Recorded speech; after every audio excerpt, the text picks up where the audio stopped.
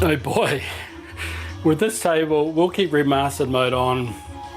It's another one that benefits from it, but again, I haven't played this just in its normal state, but I think from a fun factor point of view, putting remastered mode on is awesome. This table, you know, again, I've only had a few games on it, and I know there's some complexity in this game.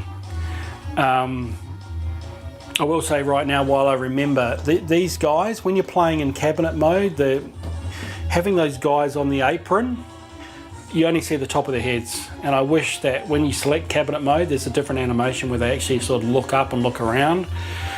So yeah, that doesn't work so well in cabinet mode. But guys, this table, it is something else. I envy you guys out there that have played this in real life. 2000 security system online. You know, it's, what is it, a two-thirds size table. The flippers are smaller than normal. We've got an Addams Family style shot from that flipper. We've got an absolute cavern of a gap down the guts. That's two pinballs. I mean, normally it's a pinball and a half is about the normal width. Whenever you got a two pinball gap, you know you're gonna have a lot of drains down the center. But there's so much I need to learn about this table. But I like it. I absolutely like it, eh?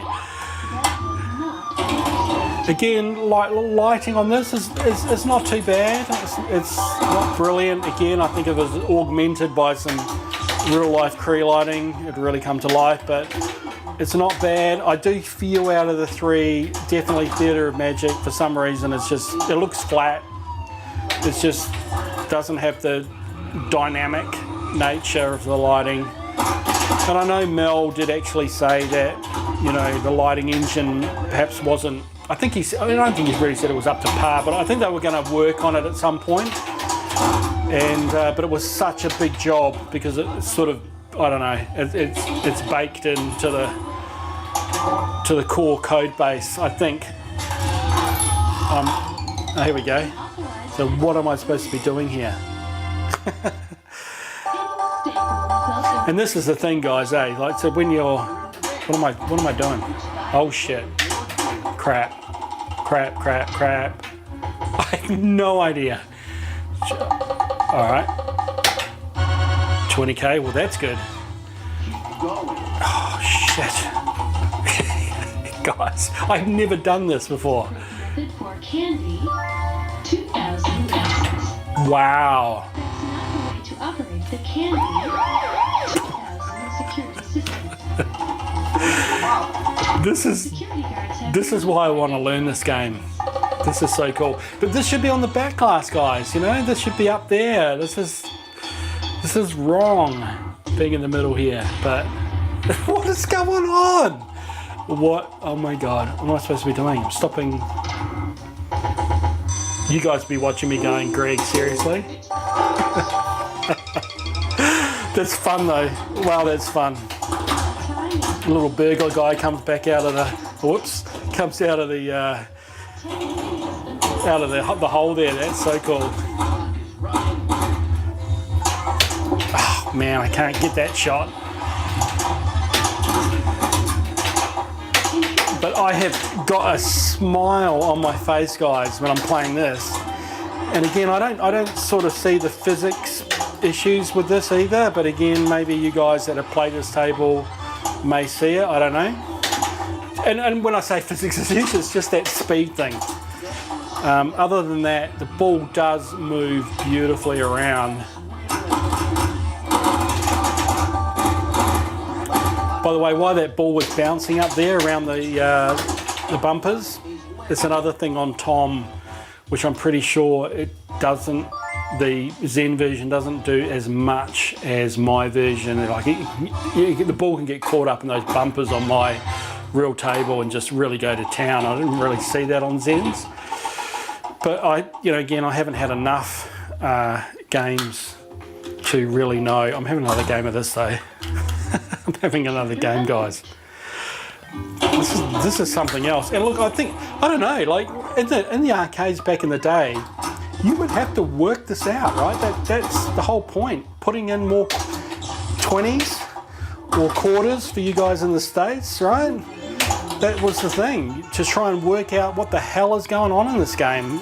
Back before there was an internet where you could just look it all up and learn all the rules. And I sort of don't want to do that, eh? I just don't. I feel like, you know, I want to experience these machines like back in the day where you just didn't know and you had to just work it all out. but do I have enough time to do that? Because games like this, wow, and Twilight Zone, you know, those sort of games, deep rule sets, if you don't really know what's going on, you're flapping around looking for what's lit next. Which, I don't know, it's not a bad thing for me. I quite like it, eh? Just explore the table and discover new things. You know, it's only after a number of games that you start really understanding what's going on. You start piecing some things together. Wow.